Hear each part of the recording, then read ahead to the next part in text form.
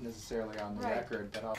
Mr. Ambassador, thank you for your time. Thank you for being with us. You had another meeting with other co-chairs and the sides. What are your impressions? Well, first, let me thank you for the interview today.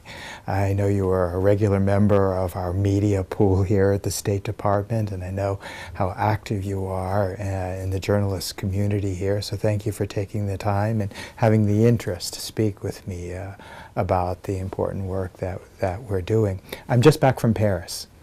The co-chairs met with the foreign ministers in Paris to continue the discussion. We want to find a way to a lasting and durable settlement in Nagorno-Karabakh. I believe that the foreign ministers are committed, but as you see over the last week or two, there's been an escalation in violence.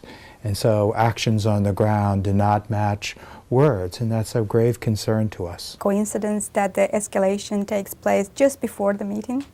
And what is it that can be done about it? Because it happens every time. Co-chairs are about to meet and their positions are attacked. Well, coincidence or not, any escalation in violence is serious. There have been lives lost on both sides. And that is very regrettable.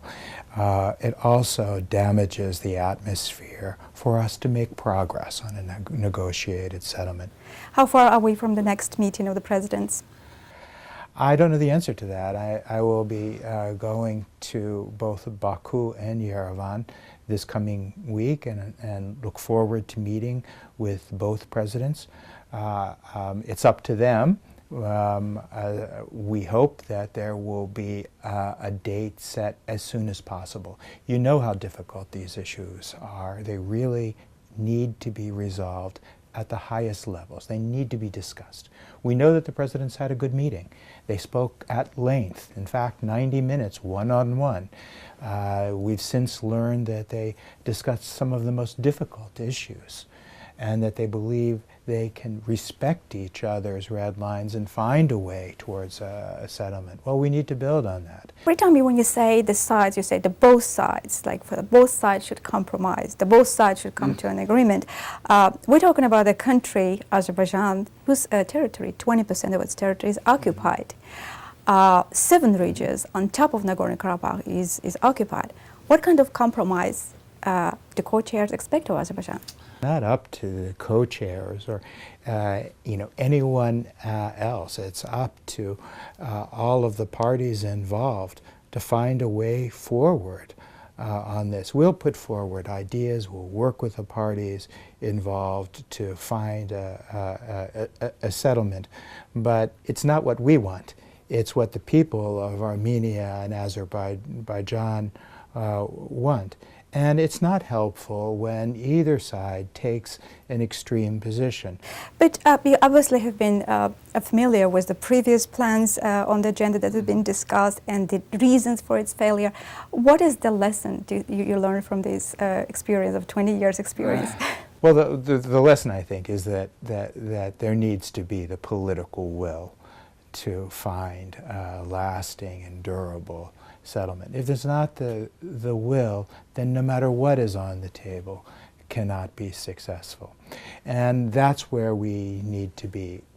The presidents understand the outlines of an eventual settlement are there. In fact, as you well know, the presidents have come very close in the past to reaching agreement. If there is the political will, I believe that it is possible to find a negotiated settlement. The Armenian diaspora in the United States itself is pushing for resolutions to recognize the so-called Nagorno-Karabakh Republic. I know that the United States, indeed no power in the world has ever recognized the so-called Nagorno-Karabakh Republic. How is it consistent with the U.S. commitment to recognize Azerbaijan's territorial integrity? We have a system where our 50 states act independently, can act independently from the federal government, and they are free to adopt whatever legislation they see fit. That doesn't mean that it's the United States government policy. policy is something else. So that should be kept in mind, and you know, we respect states' rights. If you were to speak to the state senates, because I've seen one of them, like Louisiana, and their resolution was adopted like in a matter of minutes, really. Obviously, the senates did not even know what they were voting for. If you were to speak to the senates, what would you say? How does it affect the peace process? At any time, any legislatures or anyone wants to be well informed on U.S. policy, I'm available for that, and I'm available to explain to them. But policies adopted by states do not necessarily reflect the policy of the United States government. That it is a federal responsibility and the responsibility of the President together with Congress to address foreign policy issues. And I think if you're looking for policy statements, you need to look to Washington for those. Mr. Ambassador, thank you very much indeed. Thank you. I'd be happy to do that. Thank you so much indeed, Thank you. Ambassador.